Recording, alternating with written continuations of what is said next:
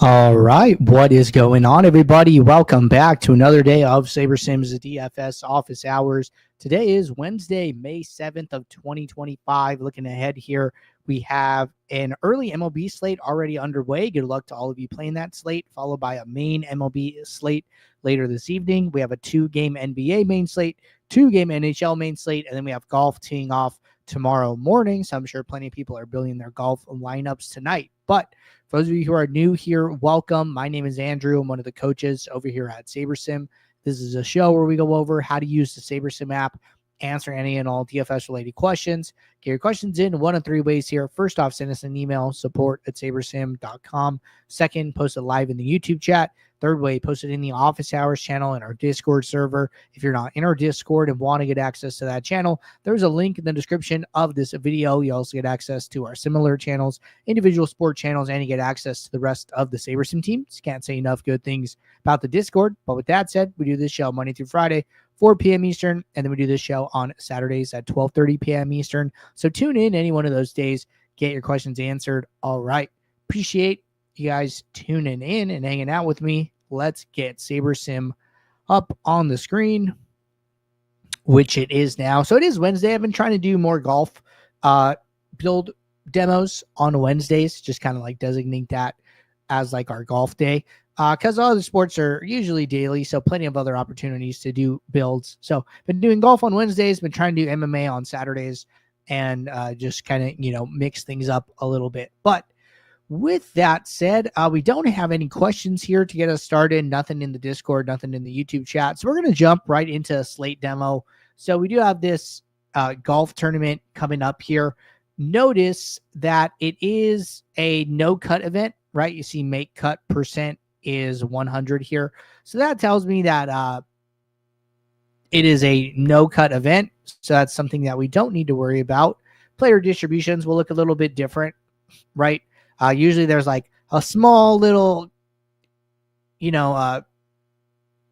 curve in the graph, like over here on the side where like they miss the cut, and then kind of a bigger side where they make the cut. But we don't see that for this tournament, right? So that's expected. Let's see how many players there are in the player pool. And one person is out, Jason Day, but there's 70 golfers here, right? So a little bit smaller field than usual. Usually we see like 150 golfer fields, right? And then getting into the weekend is like where the cut happens and where the field shrinks down. But here, no cut event, field is significantly smaller, right? So makes it interesting whether or not you got to account for duplication or not. I've been talking to people like, hey, if you want to get an idea for this, you can basically check, right? And you can go back to past slates and kind of look at like different tournaments, right? So like if you want to go and look, find like a previous no cut event and then go see how many players are in the player pool, and then go to contest flashback and, kind of figure out like, hey, is this important or not? So I actually did that in a recent video I was making, and I saw that duplication still was like very low, like average dupes of 1, maybe average dupes of 2 in like 70-ish golfer fields. It's not until you get way down, like, showdowns or like late round showdowns, right, where you start to see duplication really ramp up with like 30 to 40 golfers in like a late round showdown or something like that. So that's where I've noticed that it's a lot more important. But these 70 golfer fields don't seem to be too highly duplicated, in my opinion. So we're not going to worry about it here, but it is a good thing to know, right? You can at least like make notes and like write these things down. Like, okay, hey, I've studied, 70 person no cut events, duplication not important. I've studied cut events that have 150 golfers. I've studied cut events that have 90 golfers, like the Masters, right?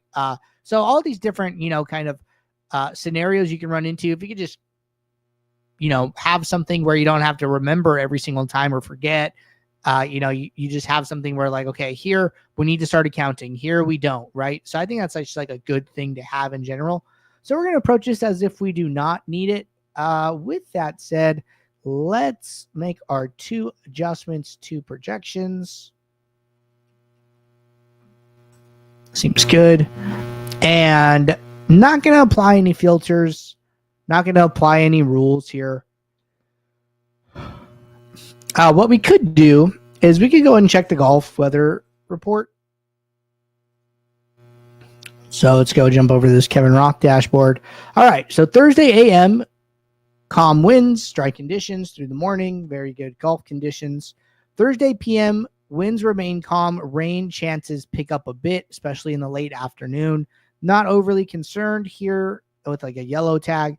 Friday is an interesting day. Wind isn't a major issue, but rain will be scattered. Showers and isolated storms are possible all morning long.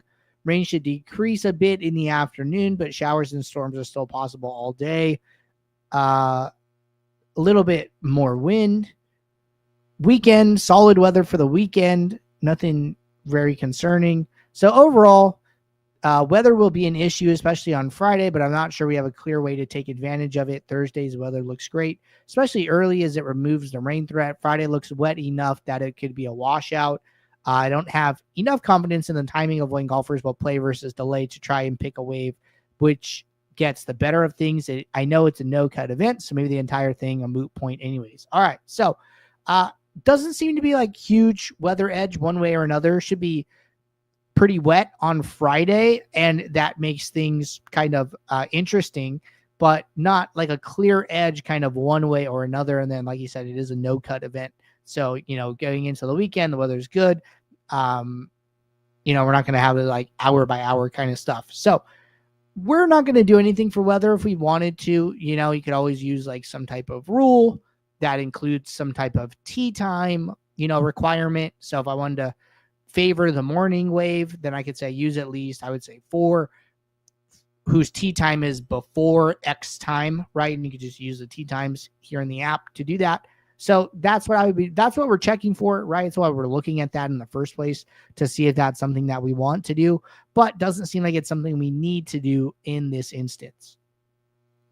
All right. So with that said, we're going to kick off lineups. We do have a default contest sim in the contest tab, so we will just use that. And we will let these lineups run.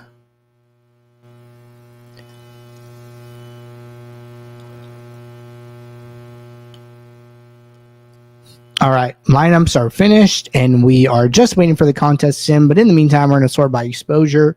I got our exposure, our leverage, our pool. That all looks good. Builder is switching to ROI right now. I'm going to add an ROI aggregate metric.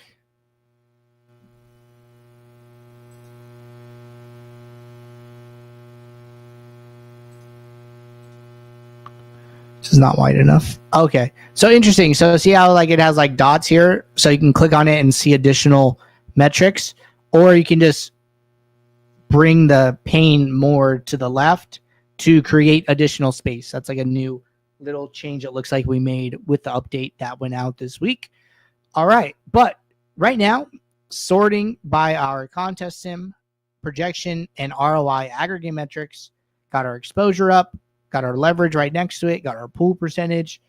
This looks pretty good, right? So kind of right off the bat, what I noticed is like, hey, these lineups are like pretty well diversified, right? We look, there's a couple double-digit leverages, 16%, 12, 10, but there's nothing like crazy high, right? And there's nothing kind of crazy low either, right? We inversely sort. Lowest is -12, -12, -11, and then the highest was 16, 12, 12, 10, right? So to be honest with you guys, I'd be happy with this. This matches my risk tolerance. No golfer more than 35% exposed. That's Rory, who's, going to be very high owned. And, these lineups like feel good, right? So we always talk about like min uniques and making adjustments. All of that is like if you feel you need to, right? Like, okay, these lineups are too high leverage. These lineups are not spread out enough, right? Well, I mean, in my opinion, they feel pretty good already, right? Using 47 golfers of like the 71.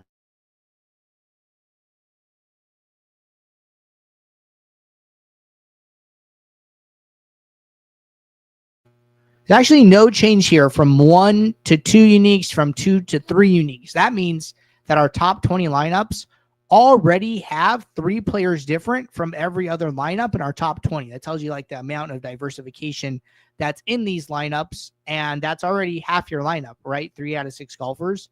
It's not until we get to 4 uniques where we start to see your lineups change. And then interesting, our leverages actually get a little bit bigger rather than smaller here, right? So we're kind of moving away from these like flat, diversified lineups into maybe more concentrated lineups with some of the players that remain. So I would stick at 1 here. You're right. You could go to 4. We didn't lose that much in like aggregate metrics and stuff if you prefer that. But me personally, I like this the way it is.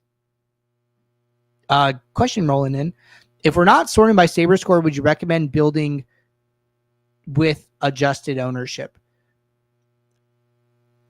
I'm not 100% following, but I'll talk about these. So if you're not sorting by Saber score, right?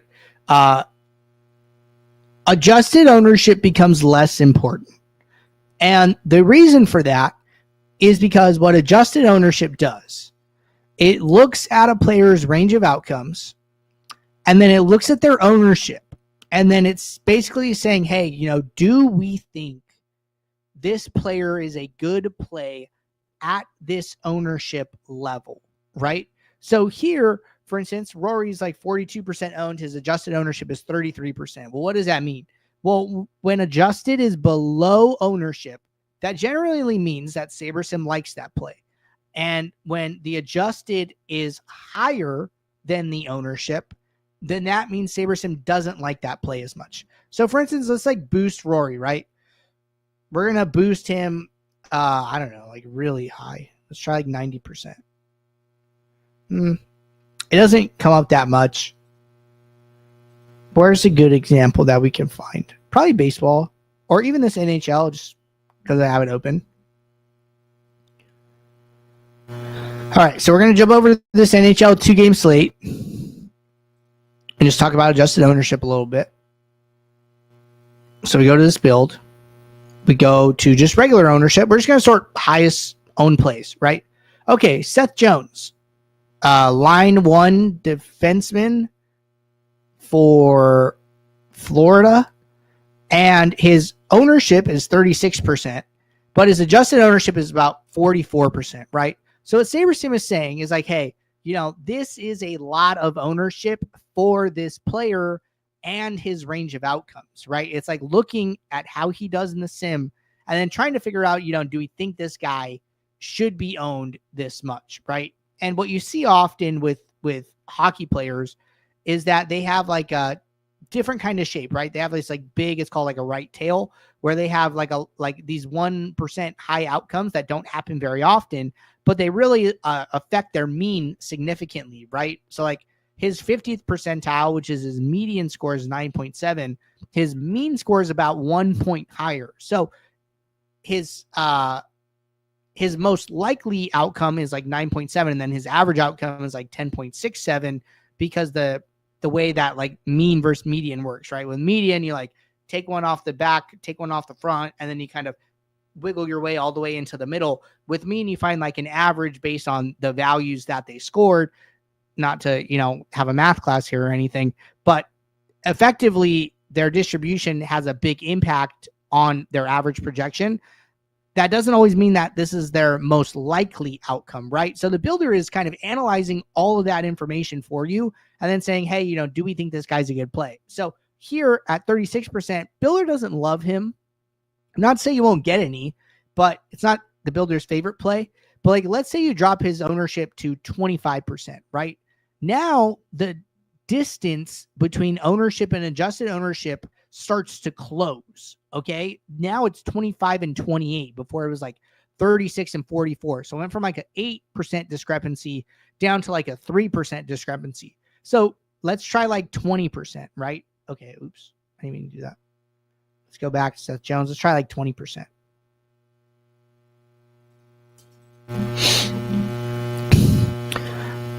Okay, so at 20%, it's like a 2% difference. So let's see. So the way I would interpret this is SaberSim is like, hey, at 36%, this guy might not be the best play. It's like a lot of ownership based on, how he performs in the Sims. But at 20%, this is a lot better. We really like him at this ownership, comparing, his range of outcomes. And I actually think he's a fine play at around 20%, right? And then if you dropped him, more, right? You drop him like 5%.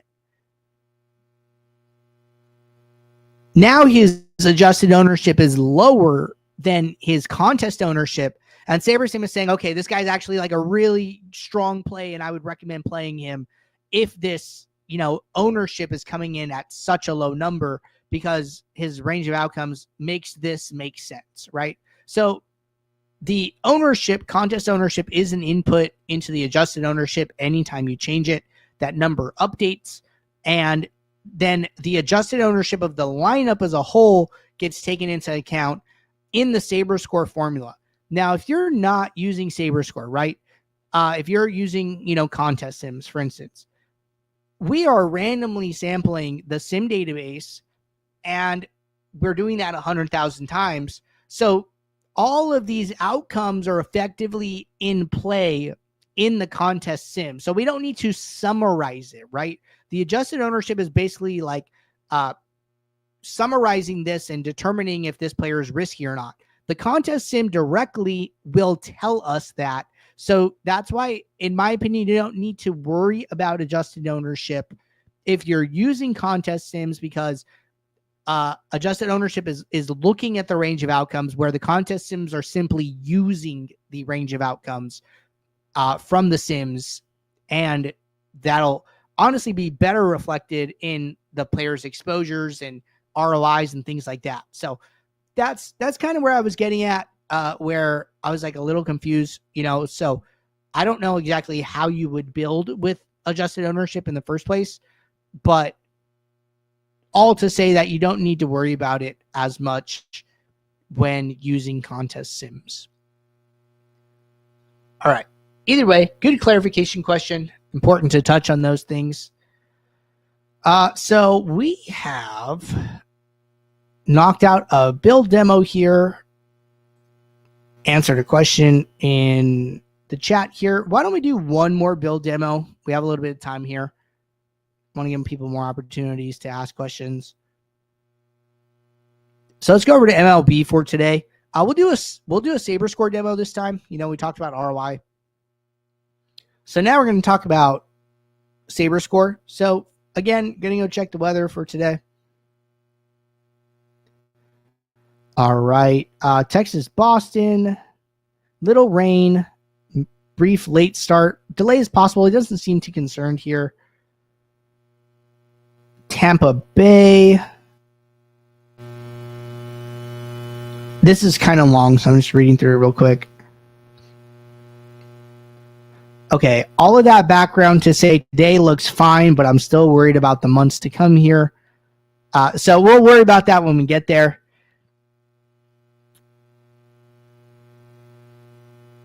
New York, low chance of an in-game delay. Not super worried. Atlanta, I doubt either impact the game. Okay. Kansas City, models are slightly less alarming in KC than what it showed this morning. Still wet, but the rain looks lighter. I've lowered risk and will look again prior to slate starting. Minnesota, winds in from left. Colorado, I fully expect they play ball. Okay, so nothing like super concerning. Maybe like circle back on Kansas City prior to the slate starting and just make sure everything's good there. But I'm not going to make any like weather type adjustments here. I'm just going to roll with everything as everyone's playing, everybody's starting. Might bump up min salary a little bit here based on what we've seen in flashback. I'm going to turn on a don't use batters against opposing pitchers rule.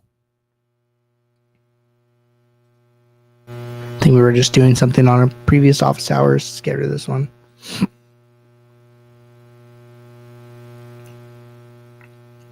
Okay, it doesn't matter. All right, so then we're going to make two adjustments, two projections.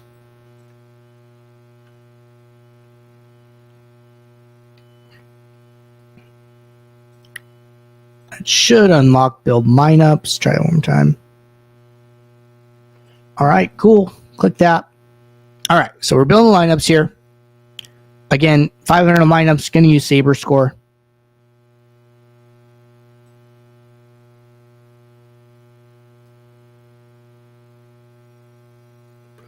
And we'll let these lineups run.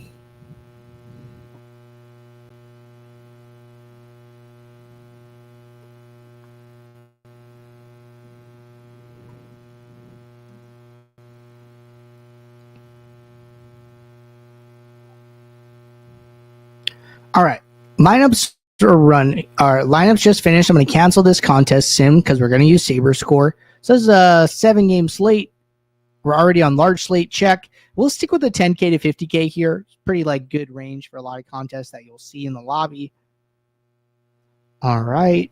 So we got our exposure, got our leverage, got our pool, Saber Score, 20 lineups, average projection, aggregate metric. I'm going to scroll down here to the last lineup in our set of 20. And just looking here, right, a lot of high leverages. I'm going to, start cranking up uniques here, mostly watching how my projection changes, starting at 98.08, and then how far down in the pool we have to go. So I go 1 to 2 uniques. I go 2 to 3, right? Okay, projections going up a little bit. That can happen. Okay, 4 uniques, 5. And I'm basically just waiting for these leverages to come down a little bit more. We're getting pretty close. Okay, so at 6, I'm sorry, is that 6? Okay, so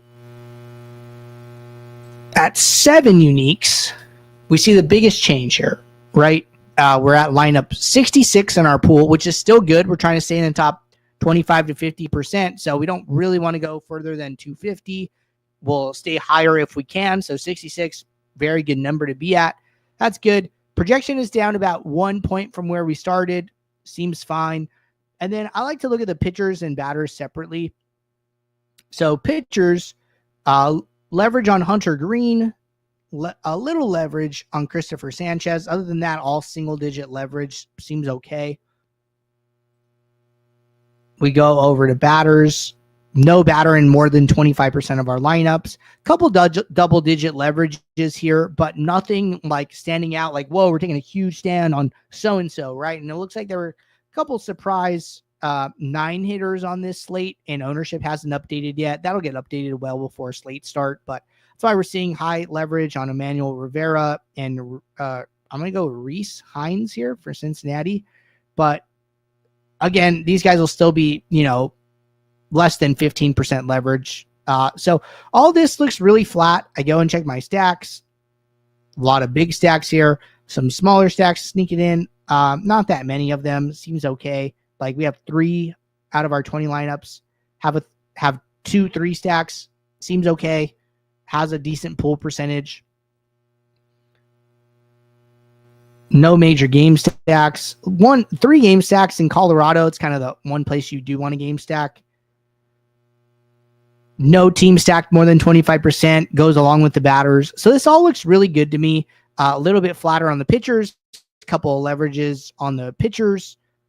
And, I'd be really happy with these lineups, right? Saber Score, keeping good projection, not going too far down in our pool, getting really spread out. And I'd be happy to upload these lineups and submit them into my contest. So if you're building on starter, trying to build some MLB lineups today, this is how I'd be doing it, right? So we covered contest sim tutorial over in the golf streets, and then we did a Saber Score demo over here for baseball. All right, question in the office hours channel. Hit this one.